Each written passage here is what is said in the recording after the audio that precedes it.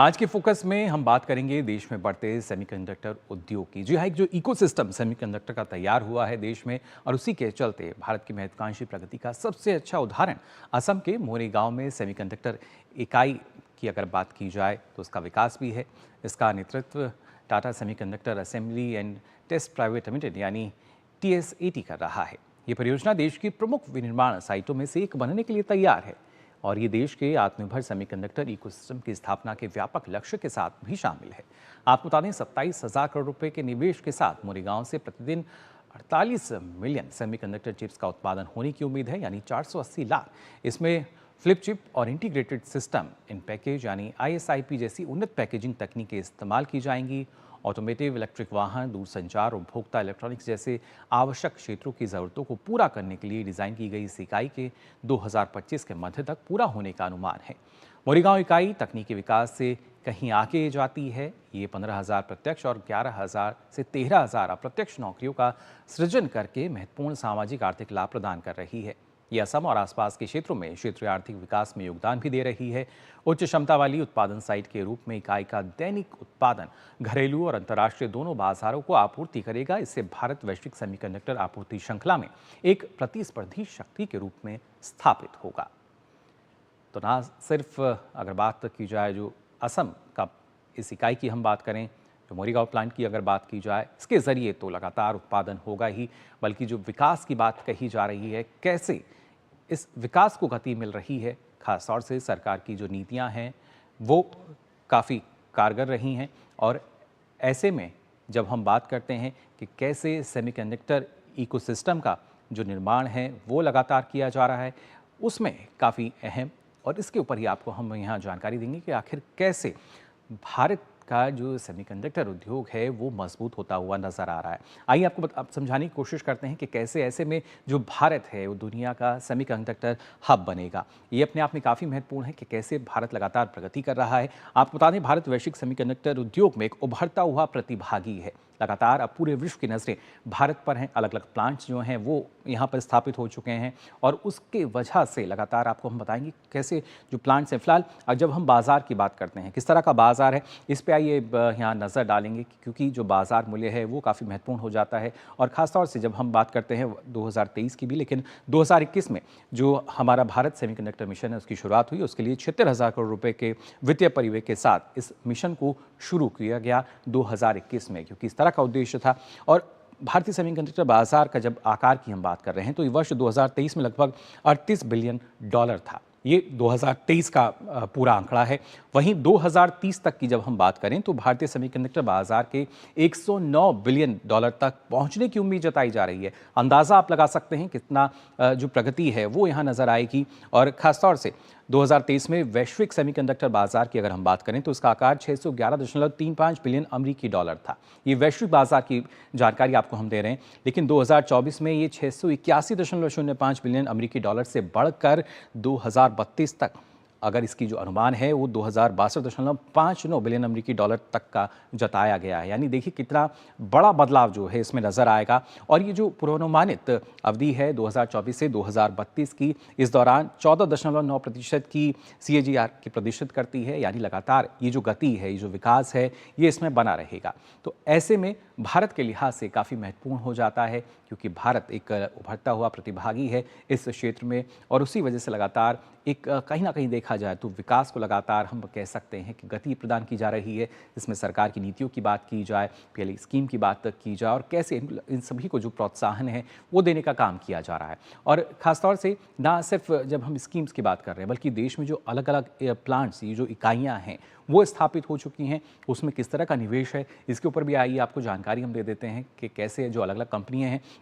उन्होंने अभी तक जो निवेश किया है। दरअसल मैन्युफैक्चरिंग प्लांट में अलग अलग जो कंपनियां हैं उनके द्वारा करीब 2.36 लाख करोड़ रुपए का जो निवेश है, ये उसकी पूरी योजना है। उसके लिए तमाम जो हमने देखे अभी तक मसौदे तैयार हुए हैं। असम के मोरीगांव के हमने आपको बताया कि यहाँ Tata semiconductor assembly and test private limited यानी TSAT का जो प्लांट है, इसमें किस तरीके से काम होगा। खासतौर से यहाँ पे 27,000 करोड़ रुपए का जो निवेश है, उसके साथ मोरीगांव में प्रतिदिन 480 लाख सेमीकंडक्टर चिप्स का जो उत्पादन उत्पादन है वो किया जाएगा। अंदाज़ा आप लगा सकते हैं कैसे लगातार हर एक क्षेत्र को फ़ायदा मिलेगा। इसके साथ ही महाराष्ट्र के पनवेल की हम बात करें तो यहाँ अदानी ग्रुप और टावर सेमीकंडक्टर प्लांट है, ये इजराइल की कंपनी है और इसके चलते यहाँ भी अगर जब निवेश की हम बात कर रहे हैं तो करीब आप देख सकते हैं 83,947 करोड़ रुपए के निवेश वाले प्लांट की उत्पादन क्षमता 40,000 वेफर्स प्रति माह होगी। तो ये बताता है कि कैसे भारत लगातार वैश्विक स्तर पर उभरता नजर आ रहा है। गुजरात के साणंद की हम बात करें तो अमेरिकी कंपनी है माइक्रॉन, इसका ओएससीटी प्लांट जो है वो 23,000 करोड़ रुपए का निवेश यहाँ पर कर रहा है और उसके बाद जिस पे जो काम भी शुरू हो चुका है, इसमें बनी चिप की जो आपूर्ति है वो ना सिर्फ देश में, ना सिर्फ घरेलू बाजार में बल्कि वैश्विक बाजार में भी की जाएगी। यानी जो मेक इन इंडिया चिप है वो बाहर भी जाएगी।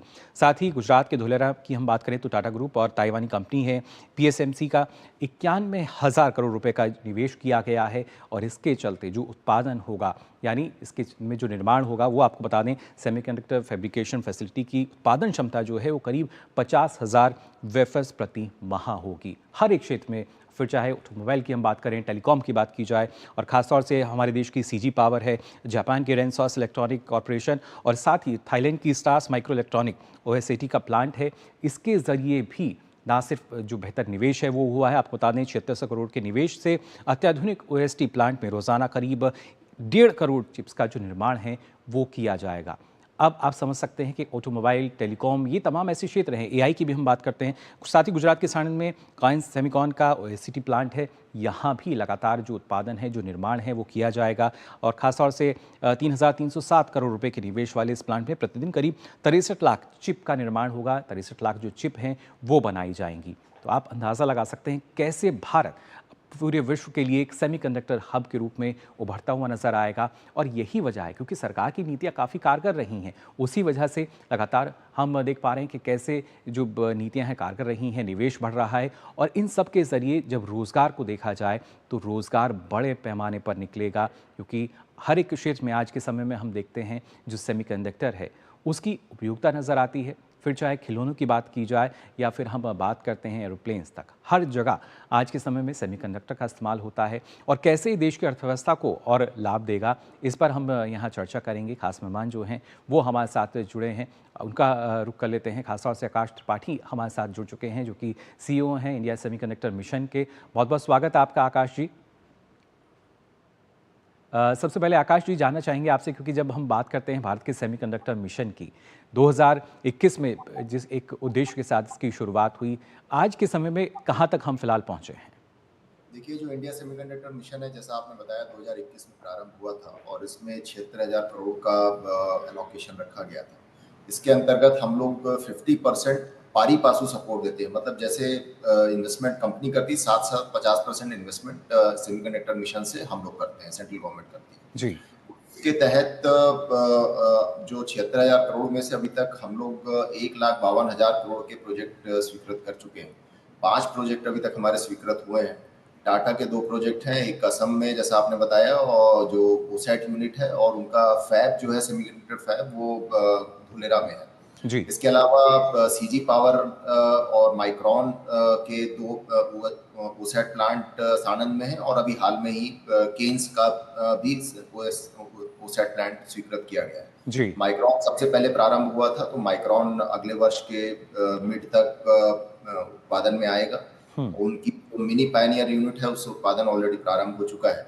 चूंकि सेमीकंडक्टर प्रोजेक्ट्स थोड़ा कैपेक्स हेवी रहते हैं तो थोड़ा सा उनमें 2 से 3 वर्ष का समय लगता है इनको फुल प्रोडक्शन में आने में। ये सभी यूनिट्स धीरे धीरे अपने टाइम पीरियड के अकॉर्डिंग वो प्रोडक्शन में आएंगे। जी। इसके अलावा हमारा फोकस ये भी है कि कंपाउंड सेमीकंडक्टर में, डिस्प्ले फैब में भी हम लोग धीरे धीरे आगे बढ़े।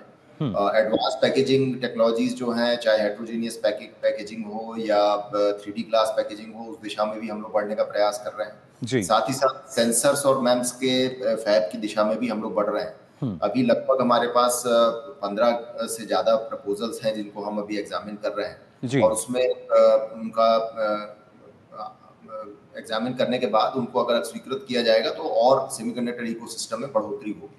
बिल्कुल आकाश जी, इन यूनिट्स के आने से इनके साथ साथ जो सप्लायर्स होते हैं जैसे रॉ मटेरियल है, गैसेस हैं, सबस्ट्रेट है, बैक एंड और फ्रंट एंड जो उसमें यूनिट्स लगती है, उन सभी का एक पूरा इकोसिस्टम क्रिएट होगा जिससे पूरी तरह से इकोनॉमी को फायदा मिलेगा। जी, बिल्कुल आकाश जी, लेकिन ख़ास तौर से जो इकोनॉमी को फ़ायदे की हम बात कर रहे हैं, जो देश की जनता है उसको लगता है कि उनको किस तरह का फ़ायदा मिलेगा। यूँ तो खिलौने से लेकर वायुयान तक हम देखते हैं कि जो सेमीकंडक्टर का इस्तेमाल होता है, लेकिन ये जो अलग-अलग प्लांट्स हैं जिसमें लगातार निवेश बढ़ रहा है और प्रधानमंत्री लगातार इस बात पे ज़ोर देते हैं कि ना सिर्फ निवेश बढ़ा बल्कि उस निवेश के ज़रिए हम रोज़गार को बढ़ावा दे रहे हैं। तो रोज़गार के अगर क्षेत्र में देखा जाए, रोज़गार के मोर्चे पे देखें तो कितना अभी तक अनुमान है इसके ज़रिए? देखिए, रोजगार और सेमीकंडक्टर को बहुत ज़्यादा लिंक नहीं करना चाहिए क्योंकि ये एक हाई तकनीक और स्ट्रेटेजिक सेक्टर है। आपको पता है कि देश में वर्ल्ड में केवल कुछ 6-7 देश ही हैं जो सेमीकंडक्टर में एक मोनोपोली करके बैठे हुए हैं। जी। और ये एक ऐसा स्ट्रेटेजिक सेक्टर है कि अगर आपको चिप्स नहीं मिलेंगी, तो इतना बड़ा नुकसान इंडस्ट्री को हो जा सकता है जो कि हमारी जो आत्मनिर्भरता को कहीं न कहीं वो प्रश्न चिन्ह लगा सकता है। हुँ। आपको एक उदाहरण दूँगा कि जब कोविड के समय सेमीकंडक्टर चिप्स का शॉर्टेज हुआ था, जी। उस समय केवल ऑटोमोबाइल सेक्टर को वर्ल्ड में $110 बिलियन का नुकसान हो गया था उस हुँ। शॉर्ट में। तो आप समझ सकते हैं आज हर सेक्टर में सेमीकंडक्टर चिप्स का उपयोग हो रहा है। जहाँ पे भी स्विचिंग होगी वहाँ सेमीकंडक्टर होगा।